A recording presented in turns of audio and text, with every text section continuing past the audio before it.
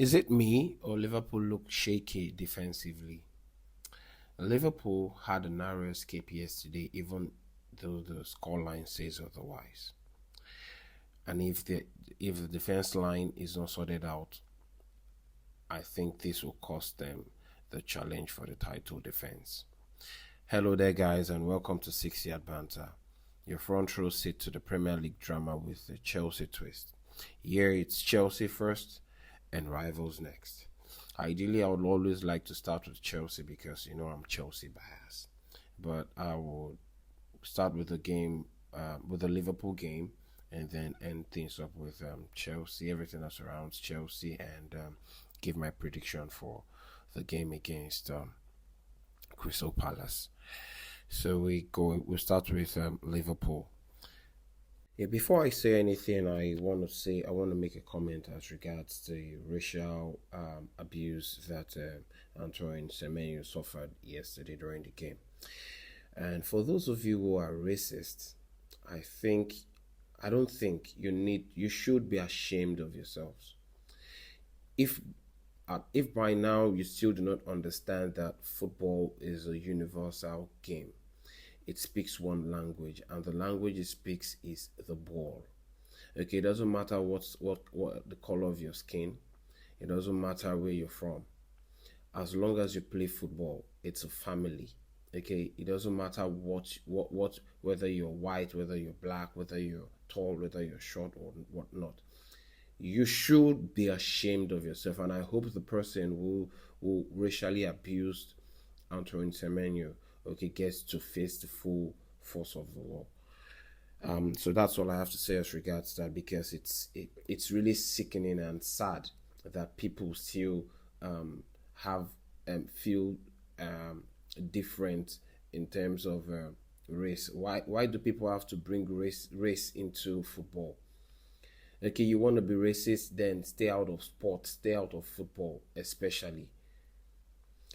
Anyway, so yeah, back to the game. Liverpool.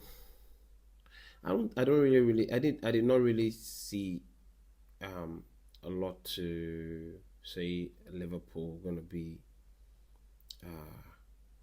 threatening. I mean, I understand that. I know for a fact that they have lethal attacks, and if they end up getting Isak, it's only just gonna, like I've said in my previous videos, that getting Isak to Liverpool just like gives them upper hand in the charge for the title challenge. They started with a 4-2-3-1 formation, as well as Bournemouth. I did not take. I could barely notice Florian Wirtz yesterday, and during the game.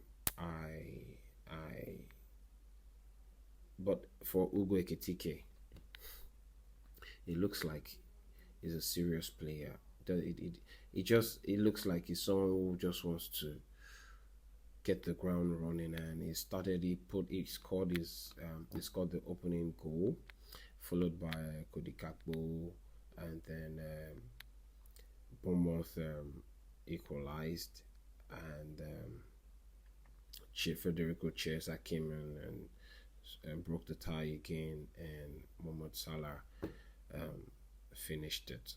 So I just feel like Liverpool are not all that defensively.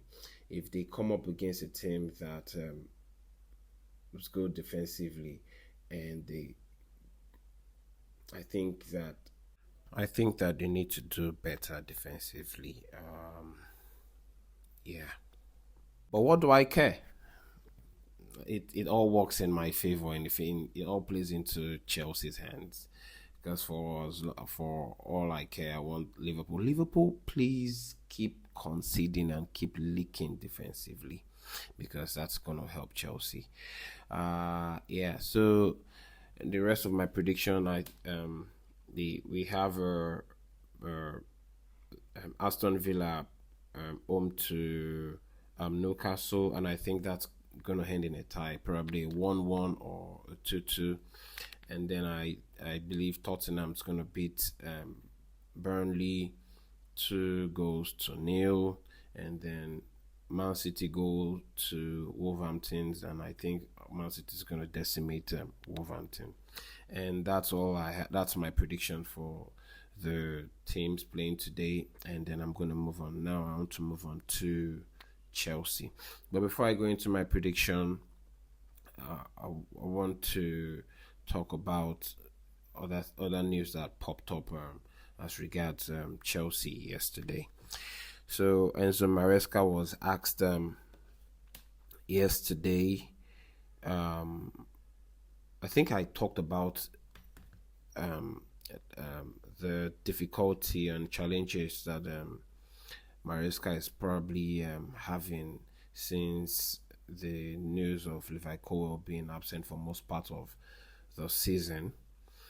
Maresca has come out to further explain why he believes that it is imperative he gets a new centre-back cover for Levi Colwill. So according to Kieran Gill, Enzo Maresca on the need for a centre-back. West played 45 minutes in that position. It was the first half against Bournemouth away, probably one of the worst halves since we started. Benoit playing in the middle, the Conference League final. First half we were losing 1-0. We changed him with Levi and we won 4-1. It's not the same. The one in the middle, in my way, is so important. This is Enzo Maresca coming out to explain the need, why he needs a ball-playing defender like Levi Colwill. And you do not need a rocket scientist to tell you that this man needs someone who is as good or who's close to Levi Colwill's level in terms of using the ball. I think if he doesn't get one, it's just going to mess up his plan and tactics for the season. Villarreal actually placed a unofficial bid for Renato Vega yesterday, and it was rejected because it fell short of the value that Chelsea placed on Renato Vega. I think we spoke about Kane Chukwuemeka. So without wasting much of our time, let's talk about my lineup and then my score prediction. So for the game against Crystal Palace, Maresca has confirmed that Trevor Chalobah is back and fully fit. Wesley Fofana is might play a part in the game against Crystal Palace. We have Tosin Adarabioyo. Lavia is not fit. Benoit Badiashile is also not fit. So that being said, this is my lineup. We have Sanchez in goal, Tosin in right centre back, and Trevor Chalobah in left centre back. Reece James at right back, and Cucurella at left back. We have the two midfield pivots in Enzo and Caicedo. We have Palmer as the attacking midfielder /10, and we have Gittins. I have Gittins on the left hand side and Pedro Neto on the right hand side with Joao Pedro as the striker. I think this is good enough to face Crystal Palace, and I think that this will do the job against Crystal Palace. Let me know what you guys think and what you think about my score prediction. My score prediction for Chelsea Crystal Palace is Chelsea 2, Crystal Palace 1. So that's all I have to say. Don't forget to like, subscribe, and comment. This really helps the channel and helps me a lot. I really like to hear from you, and do not forget, it's Chelsea first, rivals next. Peace.